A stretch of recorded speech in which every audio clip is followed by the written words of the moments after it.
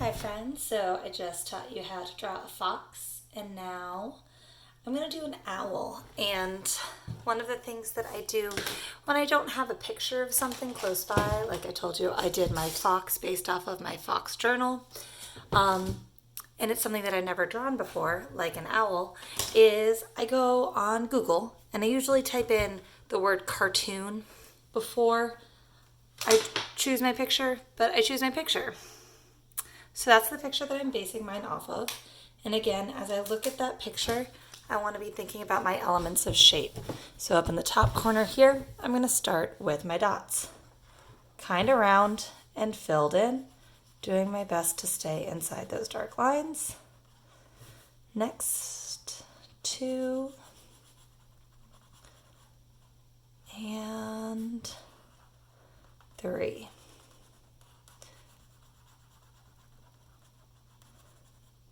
Next are circles. Circles are kind of round and not filled in.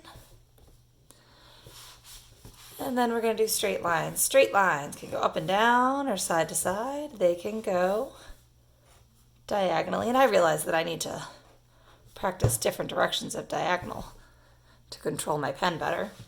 They can be long, whee, or they can be short. Oop. They can be thick, or they can be thin, but they don't bend or make an angle. Next are my curved lines. Remember, curved lines bend, but they do not make an angle. Then we're going to practice a spiral in there. And today, instead of doing one big one, I'm going to do a couple of small ones. And I'm going to try to do them in different directions. See how I started this one, and then I went back like the letter C. When we're writing the letter C, we start at the top and pull back around. And then this one, I went forward. So I'm practicing it in different directions. I'm going to do 2 pull forward, and I'm going to do 2 pull backwards.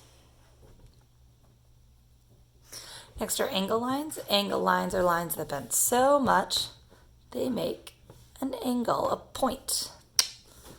So I said I was going to draw an owl. So I have to think about this one a little bit. One thing I know about owls is they got big eyes. So I'm thinking that I might start with the eyes here. One big circle, 2 big circles. Tried to make those touching. They turned out to be more circle-ish than circle, but I'm okay with that. I'm going to draw a curved line up in here for the beak, the owl's nose. That was a whole lot of lines all at once that I didn't explain at all because I just kind of did it with my brain. But what I did, is I did a curved line here between the eyes, then a curved line out and down, a curved line out and down, and they meet in a point. And then the bottom of the owl's beak will go here. Now, if I don't do anything about these eyes, they're going to keep looking creepy. So we got to put a dot in the middle so they look a little less creepy. And then one thing I'm noticing as I look at my picture of an owl is that the owl has a slightly curved top of head and then these 2 kind of ears. And I've never done this before. I probably should have made it a little bit taller, but I'm okay with it. It's a first owl. It's a first owl. Curve, curve. Curve, curve. And I'm noticing because of the way I drew it, I only got to draw my owl face. So maybe I'll draw it again some other time. But right now when I look at it, I think owl. I think owl-ish.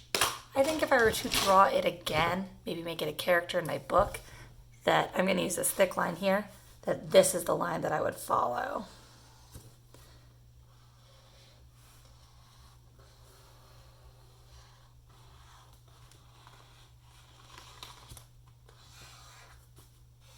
I think I probably would have left this off.